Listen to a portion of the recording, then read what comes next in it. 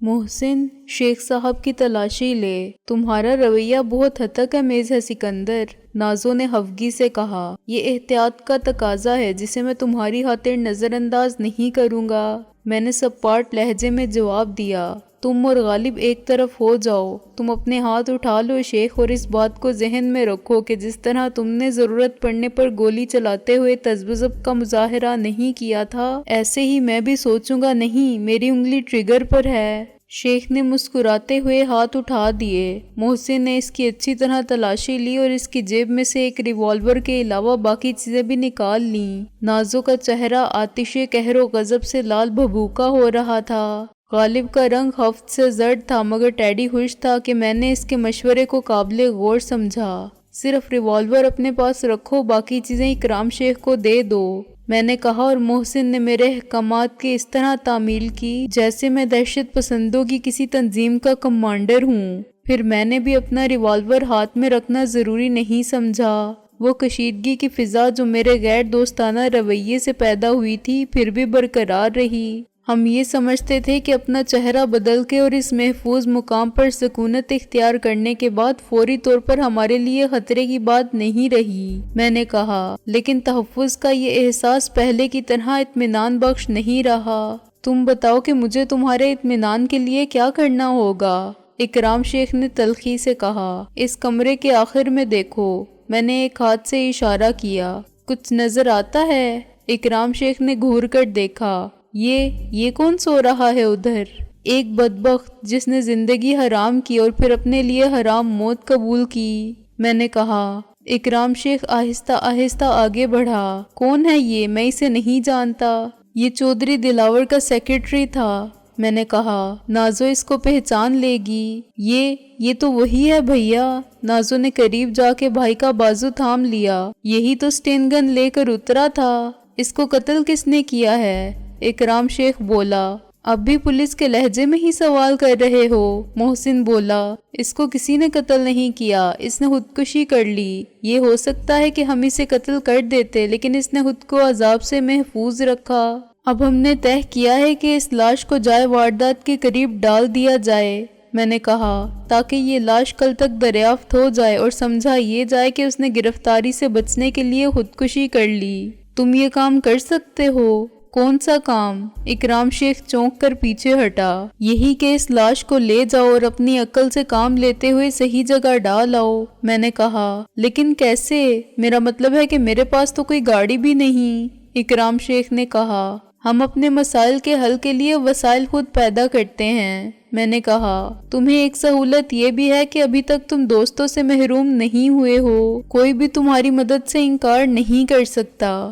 اکرام شیخ نے فردن ہم سب کے چہروں کو دیکھا۔ اگر میں پکڑا گیا؟ وہ سوچتے ہوئے بولا۔ ہم تمہاری کوئی مدد نہ کر سکیں گے، میں نے کہا، الٹا ہمیں یہ جگہ چھوڑ کے فرار ہونا پڑے گا۔ یہ تمہاری ہمت کے لیے ہی نہیں، عقل اور ذہانت کے لیے بھی ایک چیلنج ہوگا کہ خود کو بھی محفوظ رکھو اور ہمیں بھی۔ ٹھیک ہے، اکرام شیخ نے کہا، میں جاتا ہوں، کوئی گاڑی منگواتا ہوں یا خود لے کر آتا ہوں۔ ہم کو غافل یا کمزور مت سمجھنا، میں نے کہا۔ تمہارے ساتھ اگر مسلح پولیس کی پلاٹون آ جائے تب بھی ہمیں آسانی سے نہیں پکڑ سکے گی۔ بہت کشت و خون ہوگا اور ہم زندہ ہاتھ آنے والوں میں سے نہیں ہیں۔ ہم سے مطلب ہے تمہارے علاوہ ہم 6 افراد، جن میں نازو بھی شامل ہے۔ یہ پہلی آزمائش ہے، بشرطِ کامیابی اصل مرحلہ کل درپیش ہوگا، اور ہمارے ساتھ ہر مرحلے میں کامیابی کا مطلب زندگی اور ناکامی کا مطلب موت ہو سکتا ہے، محسن خان شیروانی نے کہا۔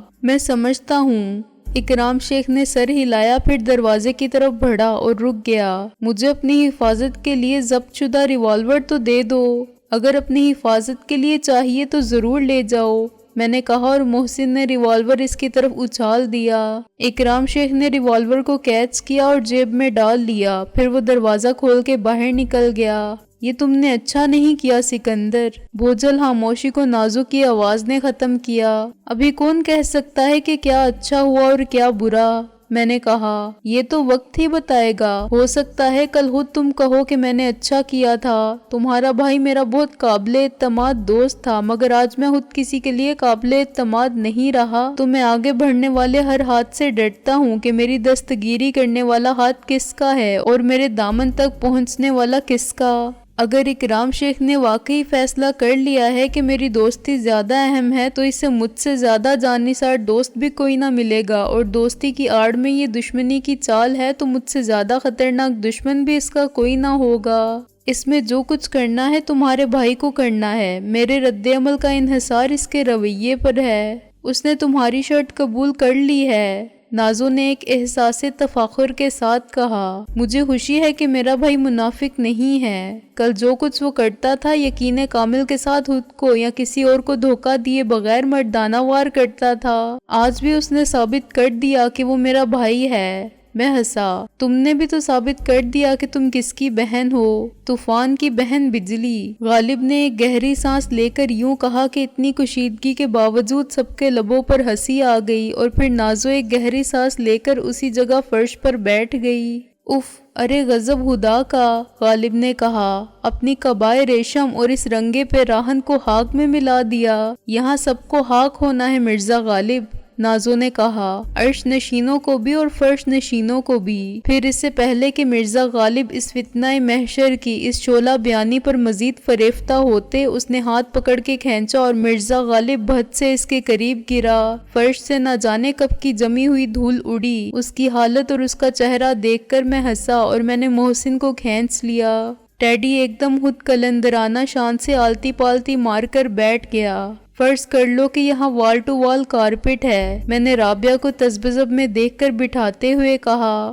فرض ہی کرنا ہے تو ہم فرض کر لیتے ہیں کہ یہ بکنگھم پیلس ہے اور ہم سب شاہی خاندان کے افراد ہیں، محسن بولا۔ شاہی خاندان، غالب نے حقارت سے کہا، ہم خاک نشینوں کی ٹھوکر میں زمانہ ہے۔ یہ بتاؤ کہ تم نے اس خاک کے پتلے اور پانی کے بلبلے کا کیا حشر کیا جس کو میں تمہارے سپورٹ کر آیا تھا؟ میں نے نازو سے مخاطب ہو کر کہا۔ اس کا حشر تو باقی سب کا حشر دیکھ کر ہی خراب ہو گیا تھا، نازو بولی۔ جب تم نکل گئے تو میں نے اس کی تھوڑی سی پٹائی کی اور اس کے بعد وہ فوراً ہی معافی مانگنے پر اتر آیا۔ پھر معاف کر دیا تم نے اسے؟ میں نے کہا، ہاں میں تو چاہتی تھی کہ جو ہوا سو ہوا، اب نکل جانا چاہیے، نازو بولی۔ لیکن وہاں میرے ہمدرد بہت جمع ہو گئے تھے۔ ہمدرد کا لفظ ذرا متنازع ہے، جمع ہونے والوں کے صحیح جذبات کی ترجمانی نہیں کرتا، غالب نے کھنگھار کے کہا۔ ان کے صحیح جذبات نے ہی تو مجھے مشکل میں ڈالا،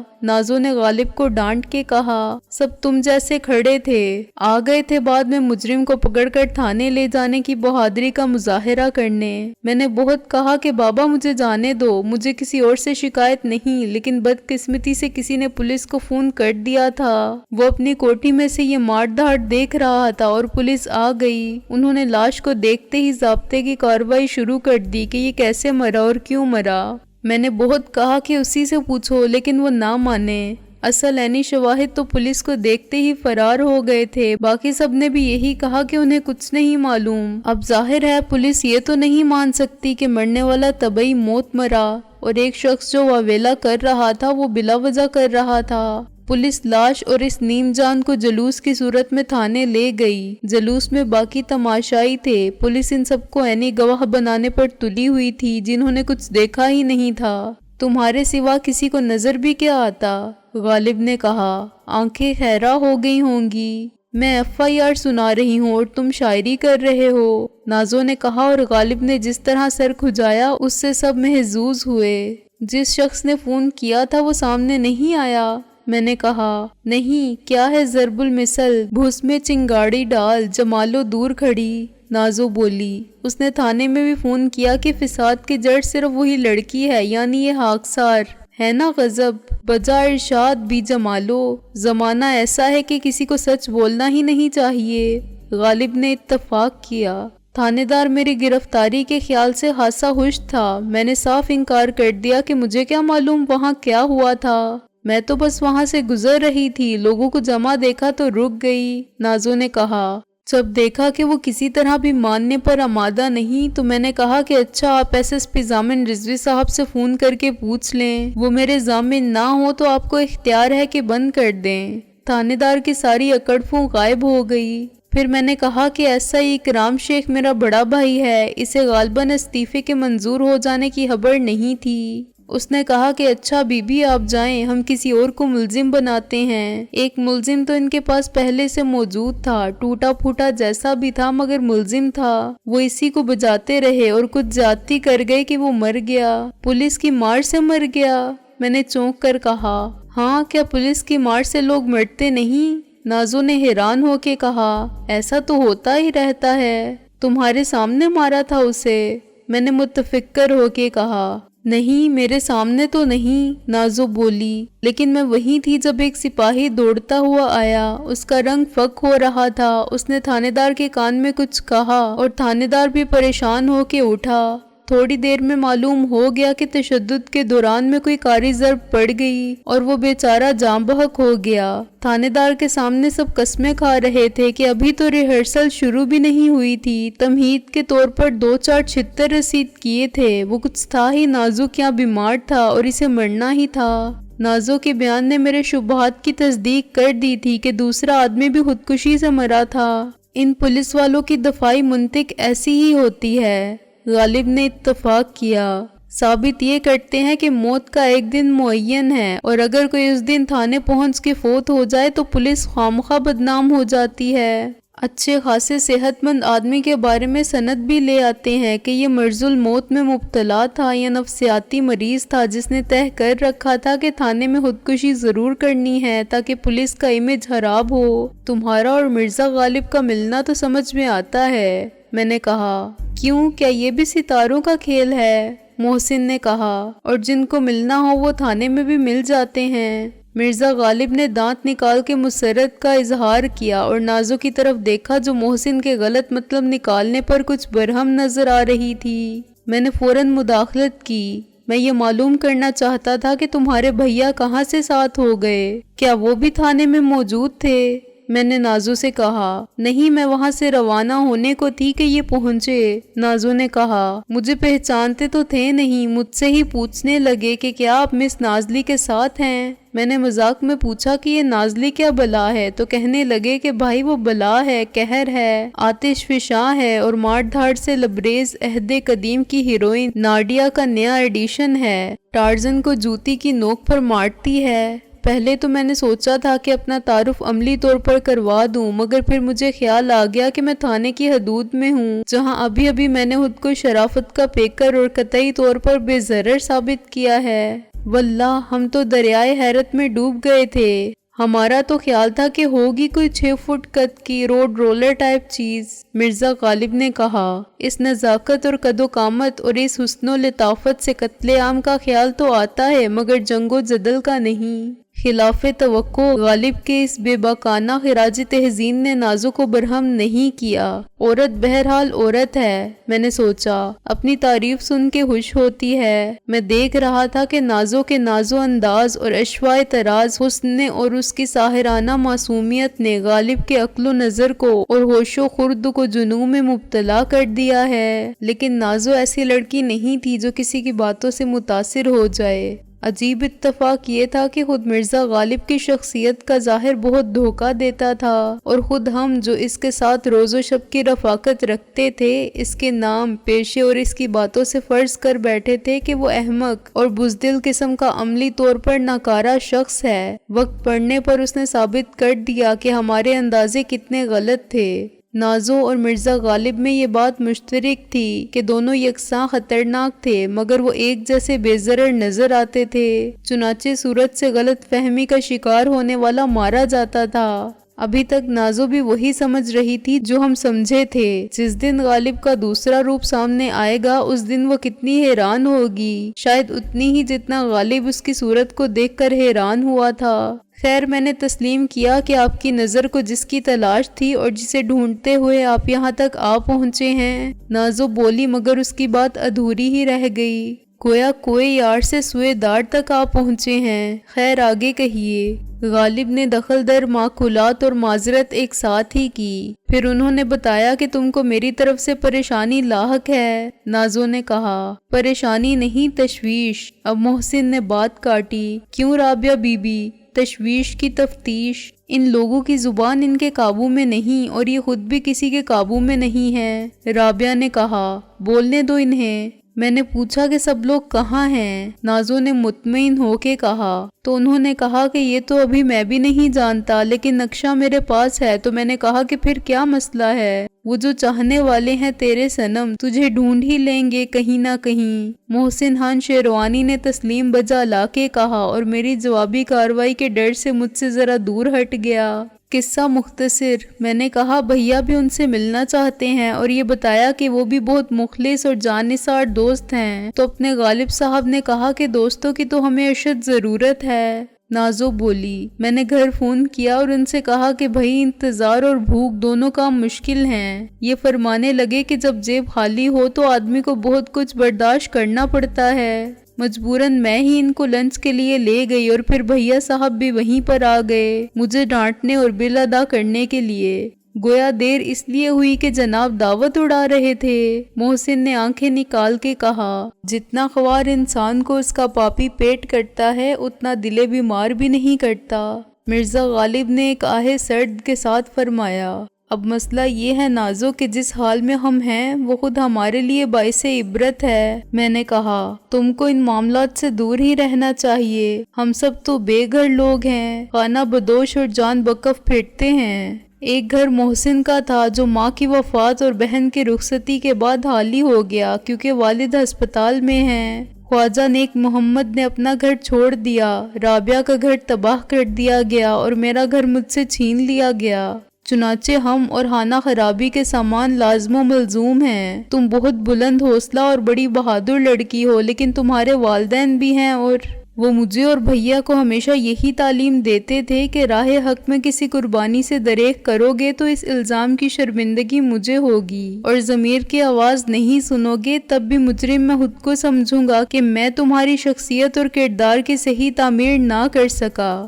تم نے مفاد پرست، بزدل یا خود غرض ہونے کا ثبوت دیا تو مجھے احساس ہوگا کہ مجھ سے تمہاری تربیت میں کوتاہی ہوئی۔ پولیس انسپکٹر کی حیثیت سے تم نے بھیا کے کردار کو دیکھ لیا ہے، ابا ان پر فخر کرتے تھے، یہ تم ٹھیک کہتی ہو۔ میں نے کچھ دیر بعد کہا لیکن یہ بھی تو سوچو کہ تمہارے کسی فعل سے تمہارے والد کی بدنامی ہوئی، ان کو دنیا کے سامنے شرمندہ ہونا پڑا، ان پر الزام آیا کہ ان کی بیٹی ایسے افراد کا ساتھ دیتی رہی ہے جو قانون کی نظر میں مجرم ہے، اور ان کا بیٹا بھی قانون کی محافظت کا فرض ادا کرتے کرتے قانون شکن عناصر کا اعلی کار بن گیا ہے، تو کیا انہیں دکھ نہیں ہوگا؟ ہم جو کچھ کر رہے ہیں ہمارے نقطۂ نظر سے درست ہے، لیکن پھر بھی قانون کی خلاف ورزی کہلاتا ہے۔ وجہ تم جانتی ہو، اصل مجرموں نے قانون کی پشت پناہی حاصل کر لی ہے، ہوئے ہیں اہل ہوس، مدعی بھی منصف بھی، چنانچہ ہم ان کا کچھ نہیں بگاڑ سکتے اور وہ ہمیں مٹانے پر تلے ہوئے ہیں، کیونکہ ہم ان کے معزز اور شریفانہ چہروں سے نقاب ہٹا کے ان کا مکروہ اور گھناؤنا چہرہ دنیا کو دکھانا چاہتے ہیں۔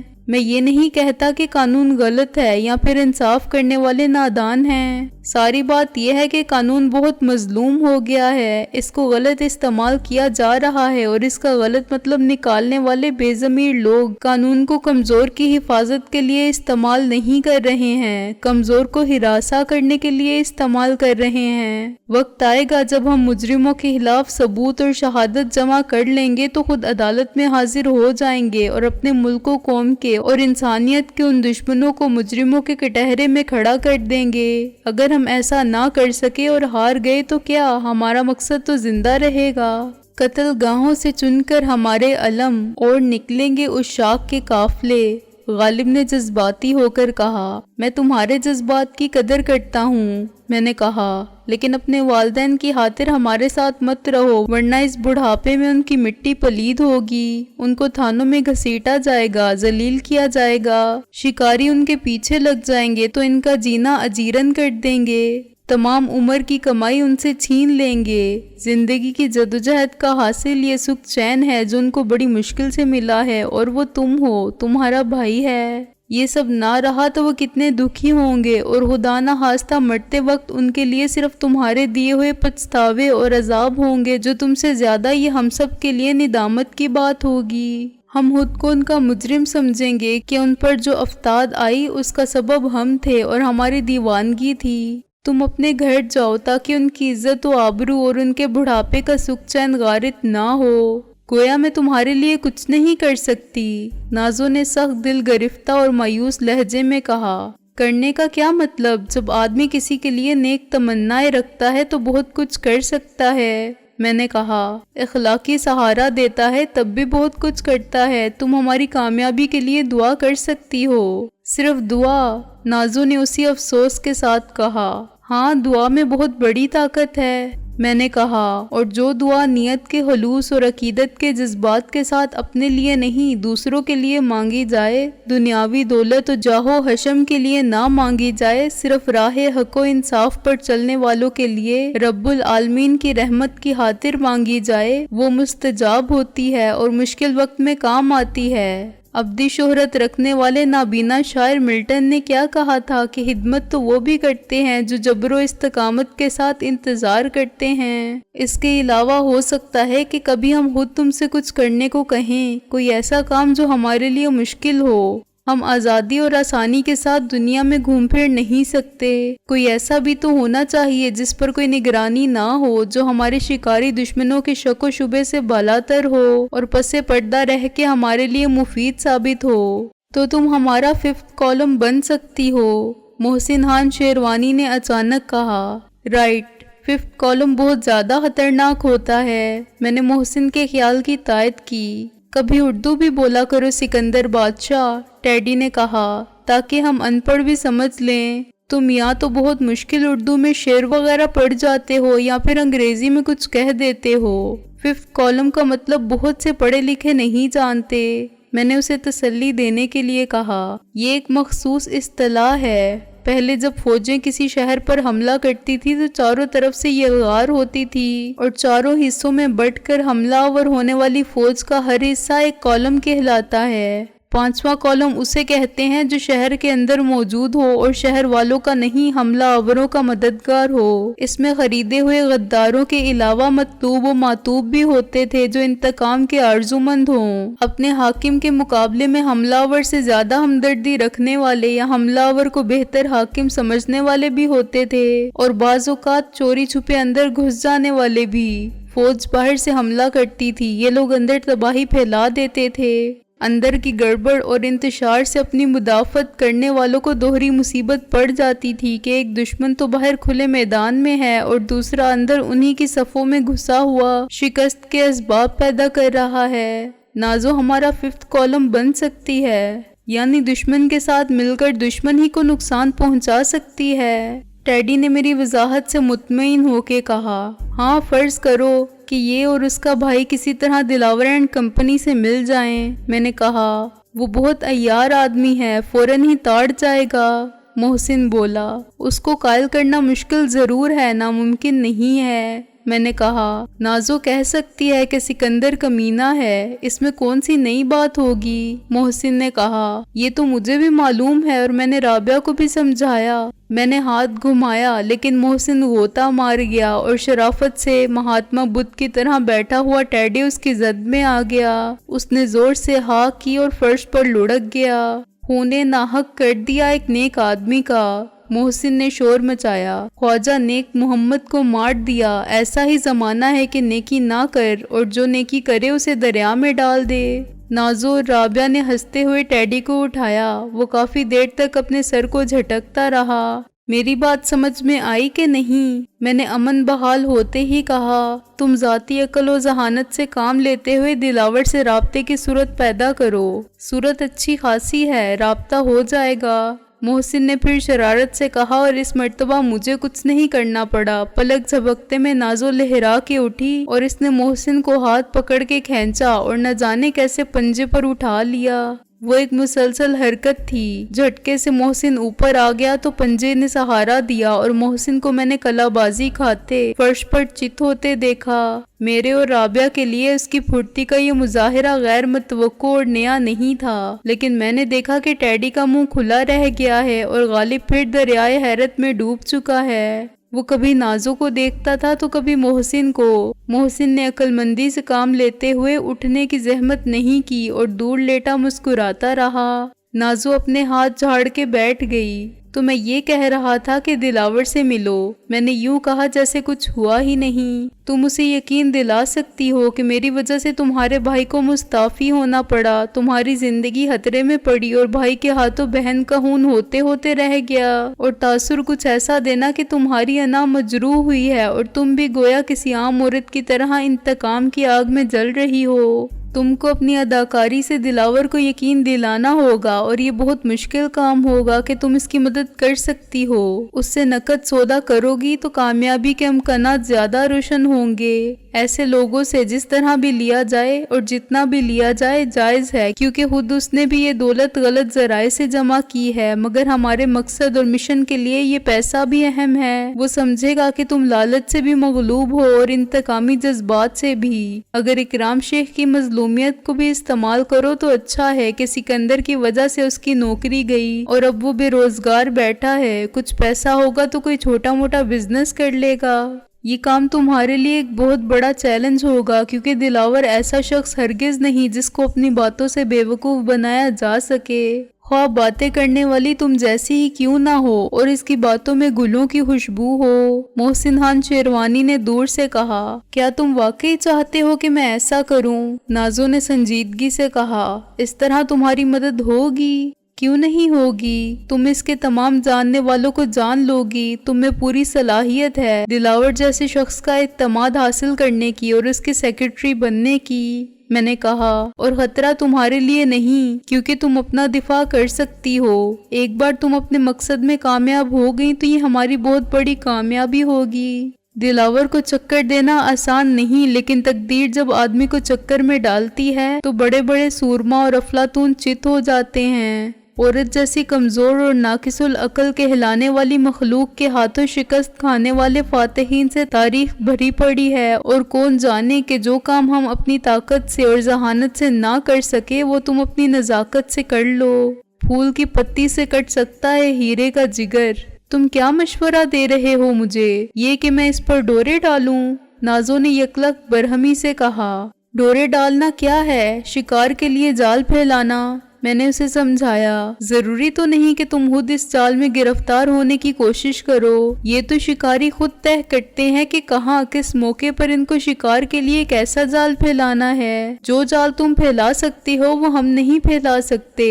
वो खुद को बहुत बड़ा शिकारी समझता है और इसके शिकारी कुत्ते भी कम खूनख्वार नहीं, मगर अयार लोमड़ी। मोहसिन ने कहा मारा। वो जहाँ गिरा था वहीं बैठा था, चुनाचे खासा महफूज था। मैं इस कहानी का हवाला दे रहा था जिसमें लोमड़ी ने अक्ल से काम लेकर शेर को कुएं में कूदने पर मजबूर कर दिया था। मैंने कुछ हफ्ते से कहा, वो शेर हर रोज एक जानवर खाता था और उस दिन लोमड़ी की बारी थी। लोमड़ी उसका क्या मुकाबला करती, उसने शेर को धक्का भी नहीं दिया था, सिर्फ पानी में उसका अक्स दिखा के कहा था कि ये आपका हरीफ है, पहले इससे निमट लें तो बंदी की जान हाजिर है। और जंगल का बादशाह होने के बावजूद शेर की मत मारी गई। अगर दिलावर की मत मारी गई तो वो आ जाएगा तुम्हारे चक्कर में और उसका हशर जंगल के बादशाह की तरह होगा। अगर तुम चाहते हो तो मैं करूंगी। नाजो ने मेरी तरफ देखे बगैर ज़ेरे लब कहा, ये भी करूंगी। मैंने राबिया को देखा, वो नाजो को बहुत गौर से देख रही थी और इस एक लम्हे में नाजो के लिए उसकी आंखों में हसद और रकाबत का जज्बा उतर आया।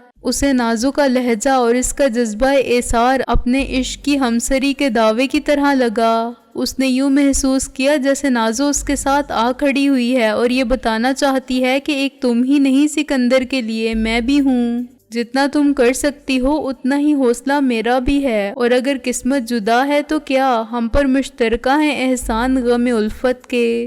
राबिया जिस मुकाम पर थी वहाँ वो किसी और को नहीं देखना चाहती थी और ना ही कबूल कर सकती थी। ایسا ہو بھی نہیں سکتا تھا، مگر وہ ایک عورت کی نظر سے دیکھ رہی تھی کہ دوسری عورت جانتے بوجھتے کوشش ضرور کر رہی ہے کہ یہی مقام اسے بھی حاصل ہو جائے۔ آج کی ناکامی کے دکھ سے وہ کل کی کامیابی کی خوشی کا رشتہ استوار کر رہی تھی اور جھوٹی امیدوں کے سچ ہو جانے کا خواب دیکھنا چاہتی تھی۔ اس ایک لمحے میں نازو نے بلا ارادہ رابعہ کے مقابل آ کے کہا کہ سکندر کس کا ہے، یہ فیصلہ تو ابھی ہونا ہے، اور رابعہ نے بڑے غرور سے اور حقارت سے کہا کہ فیصلہ تو بہت پہلے ہو چکا ہے بے وقوف لڑکی، وہ میرا ہے، صرف میرا، کل بھی تھا اور کل بھی ہوگا۔ یہاں کوئی کسی کی خاطر کچھ نہیں کر رہا ہے۔ میں نے فوراً رابعہ کے ساتھ کھڑے ہو کر کہا، ہم سب ایک نیک اور عظیم تر مقصد کی جدوجہد میں شریک ہیں۔ پہلے یہ ذاتی انتقام کا مسئلہ تھا اور مجھے اپنا حق غصب کرنے والوں کو سزا دینی تھی، لیکن اب یہ وطن کے دشمنوں سے نمٹنے کا معاملہ ہے۔ یہ جنگ غداروں کے خلاف ہے اور یہ اہل وطن کی سلامتی کی جدوجہد ہے اور ہم سب کے مستقبل کے تحفظ کی ضرورت ہے۔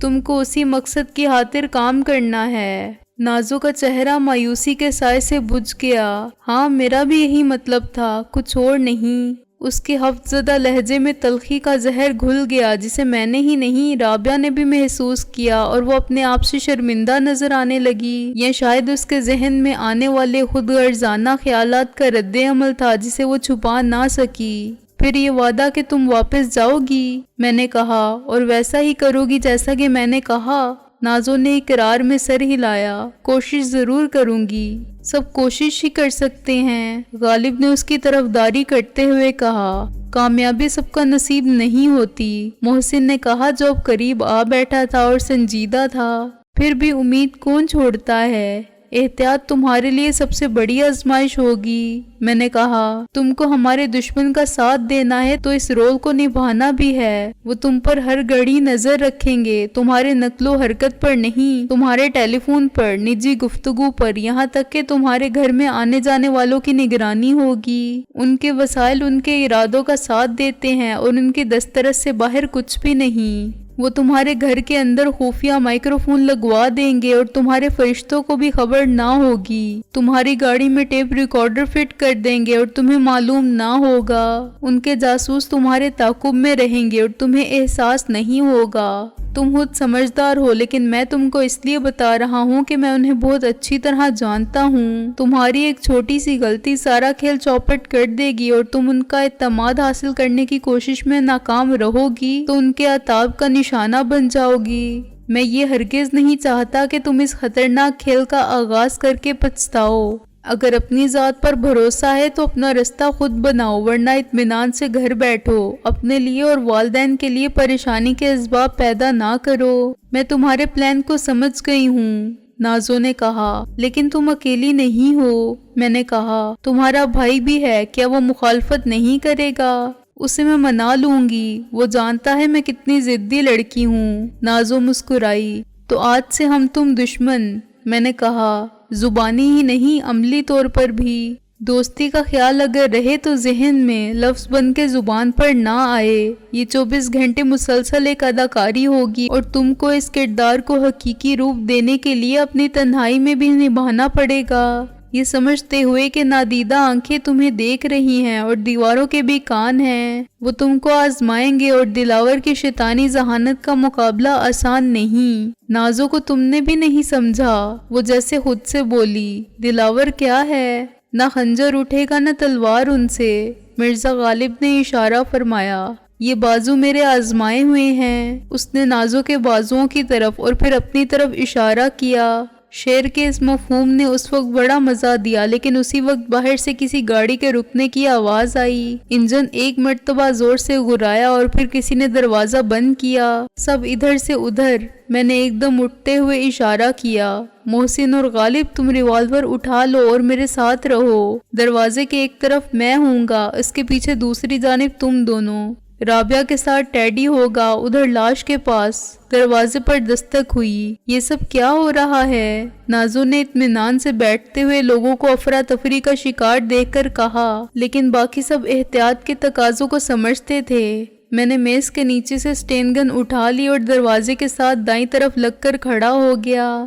دونوں سائلنسر والے ریوالور ہاتھ میں لے کر محسن اور غالب نے مخالف سمت میں پوزیشن سنبھالی اور ٹیڈی نے تیسرا ریوالور اٹھا لیا۔ دوسری بار دستک کے ساتھ اکرام شیخ کی آواز بھی آئی، اب تم دروازہ کھولو۔ میں نے نازو کو حکم دیا اور وہ محاذ جنگ کے مورچے کی طرح نظر آنے والے منظر کو حیرت سے دیکھتی ہوئی آگے بڑھی۔ اس کے لیے یہ سمجھنا مشکل تھا کہ ہم نے جس شخص کو خود ہی ایک کام کے لیے بھیجا تھا اس کی واپسی پر سراسیما ہونے کی کیا ضرورت ہے، مگر میں سمجھتا تھا کہ ہم اپنے موجودہ حالات میں 1% خطرے کے امکانات کو بھی نظر انداز نہیں کر سکتے۔ اس کھیل میں کچھ بھی بعید القیاس نہیں سمجھا جا سکتا تھا۔ بظاہر اکرام شیخ بھی دوست بن کے آیا تھا، مگر ابھی ہم نے نازو کو ایک سبق پڑھایا تھا کہ اس کو دوستی کے پردے میں دشمن تک کیسے رسائی حاصل کرنا ہے۔ اکرام شیخ پہلے پولیس کا ایک ذہین افسر تھا اور اس کے ساتھ ہمارے انکل رضوی جیسے تجربہ کار اور گھاک افسر تھے۔